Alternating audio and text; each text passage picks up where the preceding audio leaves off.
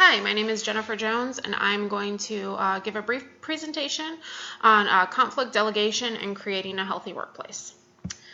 So it is natural that conflict is going to exist in the workplace. It's how we resolve this conflict and how we work through it that really matters. Example of a conflict that I have experienced is working on a open heart step down unit. We had a big conflict between the day shift and night shift nurses. It began with the management starting new policies, allowing the night shift nurses were responsible for dressing changes and giving baths to the patients at night.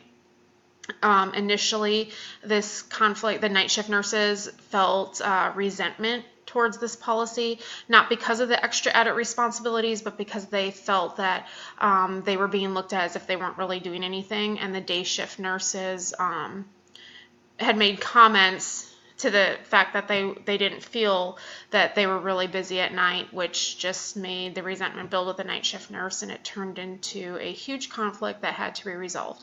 So as we go through our resolution strategies, I'm going to talk about how the resolution strategies apply to this specific conflict that I experienced. So first we'll begin with the conflict process. The process begins with latent conflict, and this is prior to anybody really even knowing that conflict exists. This is just can be a rapid change in policies, such as inappropriate staffing, a change in policy. In this specific conflict, it would be the new rule or the new policy that night shift nurses were going to be doing dressing changes and baths. And then the perceived conflict, this is how it is being perceived by the staff, the possibility, and they may not even feel an actual emotional tie to the conflict yet. It's more so that they perceive the possibility of conflict existing.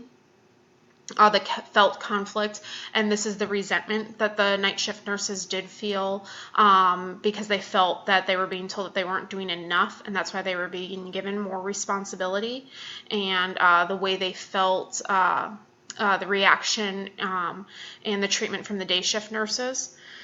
A manifestation of the conflict is the next step, and this is actually like the conflict coming to a head and what it causes. In the scenario that I gave you in the conflict that I experienced on the step-down unit, it actually caused lots of animosity, lots of hurt feelings, lots of resentment between many of the nurses, day shift and night shift. And this, in the end, really affects the collaboration between the two shifts and can lead to less positive patient outcomes. And then the conflict aftermath, and this is after you've gone through the whole resolution process, the aftermath. If both parties were satisfied, if neither of them are happy, what happened after the whole conflict process and resolution was done. So resolution strategies, you can compromise. Compromise can be a win-win or lose-lose scenario. This has to do with one or both parties. It has to do with give and take. You may get some of the things that you're asking for, but you're willing to give up on other things. Competing typically is where one of the parties is going to get the things that they want, the other party does not. So this resolution strategy really doesn't satisfy all those involved. Cooperating or accommodating. Accommodating has to do with one of the parties kind of giving in to the other party, letting the other party have what they want. Smoothing has to do with pacifying the other party involved. Managers can do this when they're instilling new policies or procedures, and they just want to kind of smooth it over with the staff. This actually doesn't resolve the conflict. It just almost ignores it, which is very similar to avoiding the conflict completely, and that's just not acknowledging that there is conflict there and avoiding it. If you avoid it, you can't really come up with a resolution. And then last, there's collaboration. Collaboration, both parties are going to, very similar to compromise, where they're going to give and take a little bit, but they're going to collaborate on ideas and come up with policies and procedures or ideas that they work on together that can benefit both parties. Unfortunately, in the conflict scenario that I gave you on the step-down unit, there has not been a resolution that has taken place. I have since left the unit, and I'm on the Open Heart Recovery unit now, which is a sister unit. However, I don't foresee any, or have not seen any type of resolution strategy that has taken place in the step-down unit. Okay, there's several steps in the negotiation process, several things that take place during each phase of the negotiation. There's before negotiation, during negotiation, and after negotiation. Prior to negotiation, you want to be prepared. Make sure you do your homework. Make sure that you know the why, what, where, when, how, everything about the situation so you can speak in an educated manner on it when you are negotiating for the things that you'd like. Determine the incentives of the other party. Determine a starting point, trade-off, and your bottom line. When you begin negotiations, it is very hard to negotiate up, so you're going to want to start at a high point and work your way down. So make sure that you know what your bottom line is, what you're willing to budge on and what you can't. And then you want to look for hidden agendas on both sides, both your own hidden agenda that you may have and the other party's hidden agenda.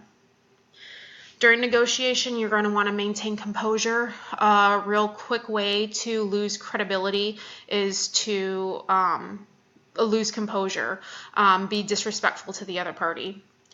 Speak assertively. Know what you want. This has to do with being prepared. If you're prepared and you know what you want, speak assertively on it and say what you want. You're more likely to get it if you can speak in an educated manner. Role model good communication skills. You're going to want to speak to somebody the way that you would want to be spoken to. So just keep that in mind when you are speaking to someone else, because emotions are involved and it can get heated. Be patient. Negotiation process is not a quick process. Realize it's going to take some time and just be patient. And then avoid destructive techniques, which we are going to talk about in a little bit. After negotiation, you want to restate the agreement both verbally and in writing, and then recognize and thank the participants involved in the negotiation. Destructive techniques that can really inhibit resolution of the conflict would be ridicule, flattery, and inappropriate questioning.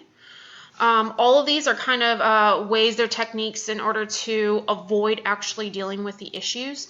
Ridicule would be putting the other party down in some way, ridiculing the way that they feel about the topic at hand and their ideas or beliefs.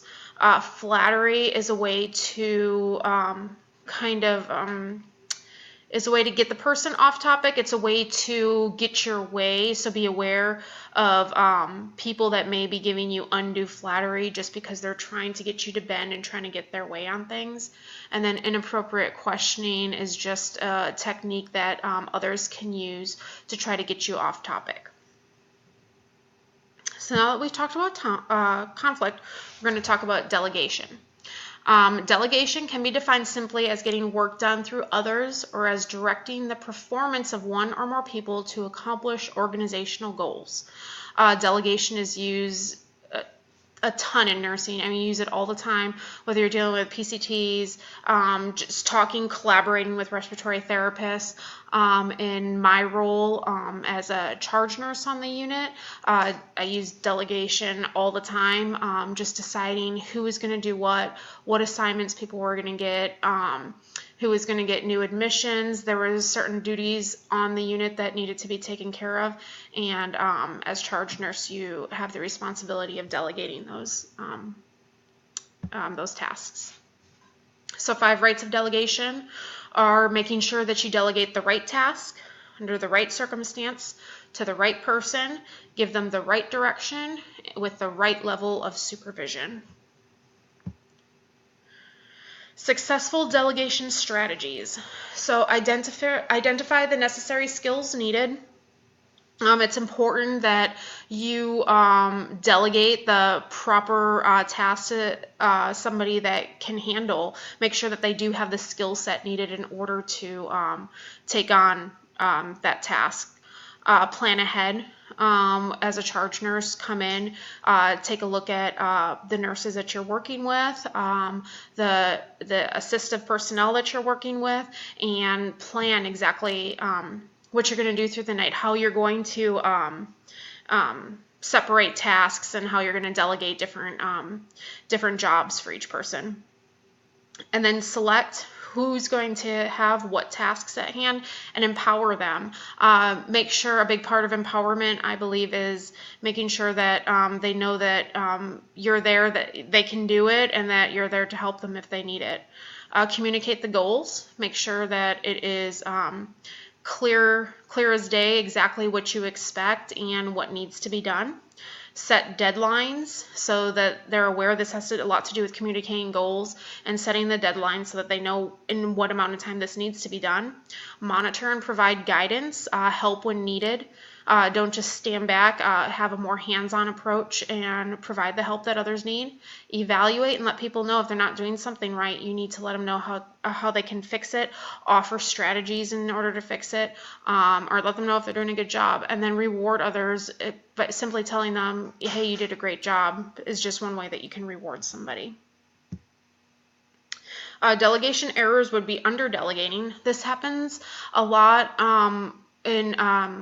mostly due to nurses feeling like they don't want to delegate jobs because it makes them feel like they can't handle it themselves. So they have a tendency to under-delegate because they don't want it to appear as if they can't take it on themselves. Over-delegating can happen when managers or somebody in a management role, a supervisor role, is overwhelmed by other tasks that they have at hand, so they end up over delegating and giving too many responsibilities to others. And then improper delegating would be giving the wrong type of tasks to people where it's outside their scope of practice, or maybe they just have an assignment that is too heavy and you're giving them more work that they just cannot accomplish. And now we're going to talk about a healthy workplace. The key to a healthy workplace is creating an environment that makes staff want to stay. It is an environment that is safe, empowering, and satisfying. Components of a healthy workplace include the following: skilled communication. This is where management, their actions match their words. If they say they're going to do something, they do it. Zero tolerance for abuse. They will not handle any type of verbal abuse from anybody on the unit. It has been proven that lack of skilled communication can actually lead to sentinel events such as medication errors. True collaboration. This is collaboration among all of the different departments in the hospital, collaborating for the patient care. This leads to greater patient satisfaction, greater staff satisfaction, and higher nurse retention. Effective decision making is another way of all the departments collaborating together in order to make decisions for the patients. Lack of this can lead to poorer patient outcomes. Appropriate staffing is important. Without appropriate staffing, it can definitely lead to lack of job satisfaction among staff, and it can lead to poorer patient outcomes as well. Meaningful recognition. You want to make sure that your staff knows that they are recognize your staff, make sure that they know that that their work is important, and that you recognize the things that they do. And then authentic leadership, providing a healthy workplace, and making sure that your staff has a good responsibility or a good relationship with their leaders. And all of these things lead to greater staff satisfaction and retention. Effective leadership promotes a healthy culture of mind, body, and spirit. Many places that have a healthy workplace offer places for meditation, relaxation. They recognize that it's not just about getting the job done, that you have to be a healthy mind, body, and spirit as a whole. Recognizing the correlation between meaning and happiness. If you let somebody know that there is meaning behind their job, they're more likely to be happy. Create policies focused on feedback and praise. And then encourage work-life integration. Don't just look at it as they have a job to do and that's it. Realize that they have a home life as well. And that's it. So I hope that